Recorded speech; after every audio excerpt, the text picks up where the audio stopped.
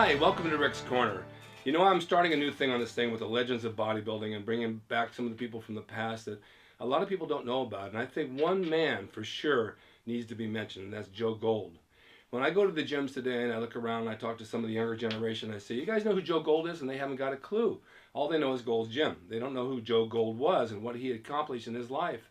And it's amazing to me that things just get forgotten through generation and generation. Joe Gold, if there was no Gold's Gym back in the day, there'd be very little interest in bodybuilding today. I'm a firm believer of that, because there'd be no mecca of bodybuilding in Venice, there would have been no Gold's Gyms, and there would have been no World Gyms. So where would these guys have trained to become known? I mean, it's a road not taken, but it certainly would have changed the path for bodybuilding. Joe Gold was born in 1922 in LA.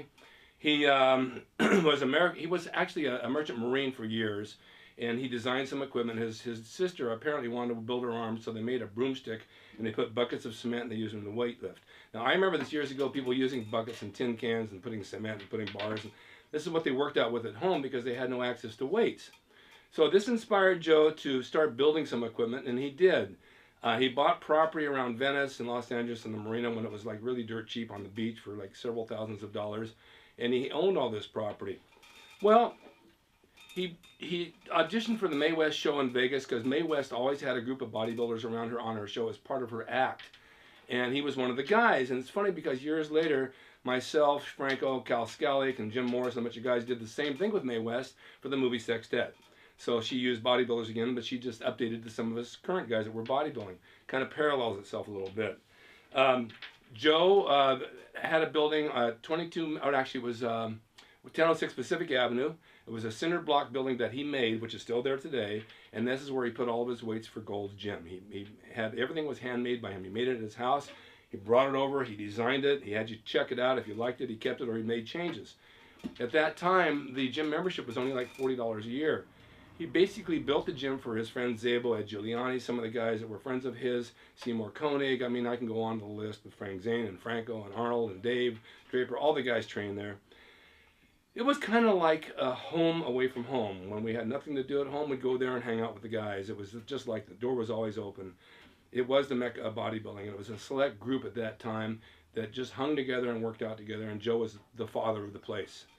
He was a funny guy because he was an OBS type of guy. If you dropped the weights, you're out of there. You didn't have water bottles, but you didn't bring music into the gym. You didn't do certain things. He had one restroom and one shower. It was mostly for the guys because he had no women in the gym. But then a couple of women joined and they wanted to use it, so they showered with the guys. I mean, this is the 70s. This is what happened. He had a heater hanging from the roof. It was an industrial type heater for permits for LA. I guess you have to have it for zoning and for permits for building. But he never hooked it up because he didn't need any heat. He said, you don't need the heat if you're working out. You just sweat.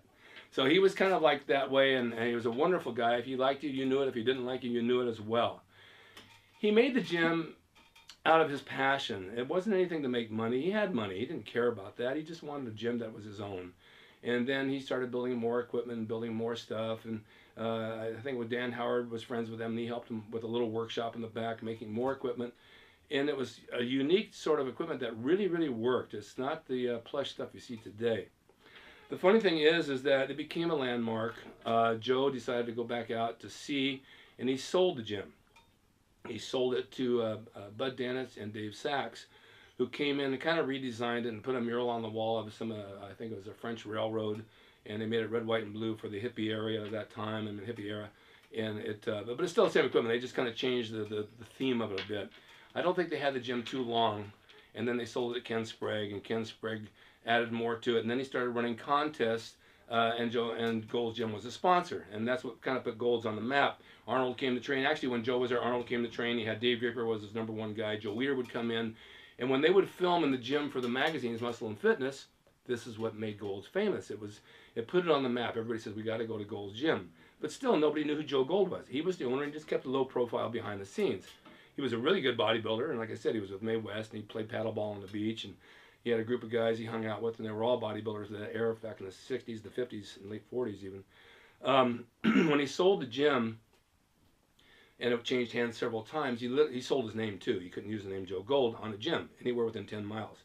So he came back in 1976, and he decided to open up World Gym. And he moved it over to 2210 Main Street. He had property there, and he built a 2-story building. and the gym was on top and parking was underneath. The nice thing about this gym was I lived right across the street, right across Ocean. I had my apartment, and then right across another block I had the beach. So I could go to the gym, I could go to the beach, just within a block of each other. And he made a really nice building there, and had a really nice upstairs gym that was just like the old gym, but it was World Gym. So he came to me in '73. They came to me, and when the owners bought it, and they said, "Look, can you make us a logo?" Which I designed, the Gold's Gym logo. That's my baby, and that's what I designed. In 1976, Joe came to me and he says, "I need a logo for World Gym. Can you design something?" I said, "What do you want?" He says, "I don't know, maybe an animal or a gorilla." So I designed the World Gym gorilla, and that became the logo for World Gym. So I'm kind of affiliated with both gyms along the way, Gold's Gym and World Gym, by doing the logos. It brings me into the feeling that they're both what I belong to. World Gym was at 2210 Main, and then he moved it down, I believe, to Brooks and another cross street there in a 3-story building, and then he moved it to the Sizzler over on Washington and Lincoln Boulevard, where it remained for many, many years until he passed away.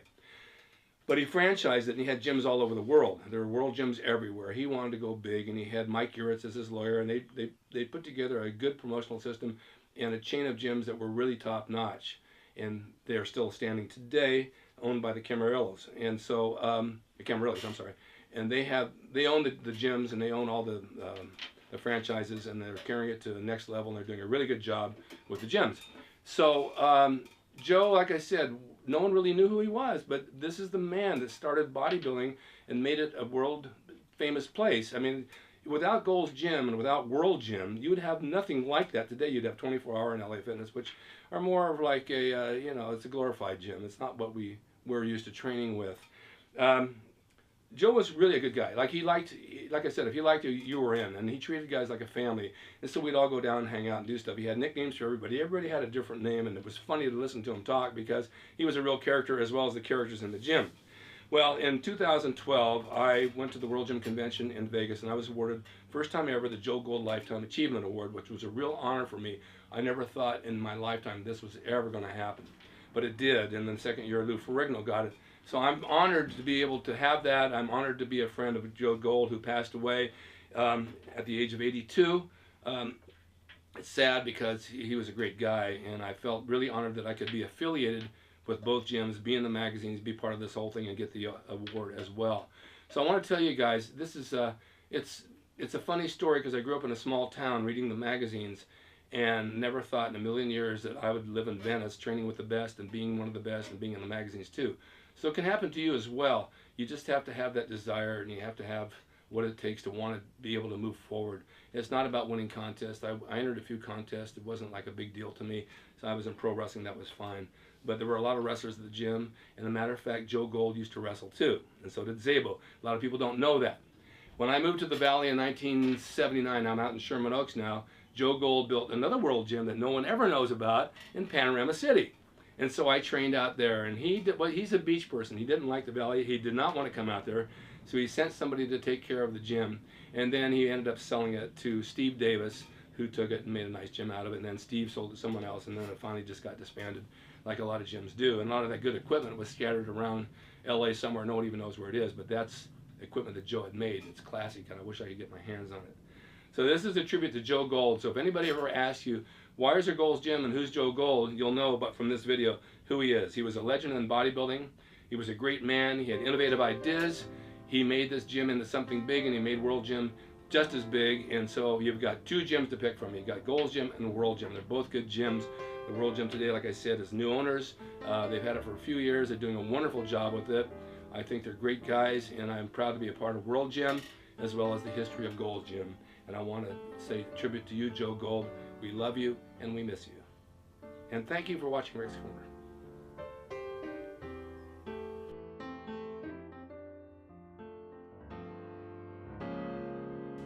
It's rickdracing.com. He is the equalizer, baby. See you next time.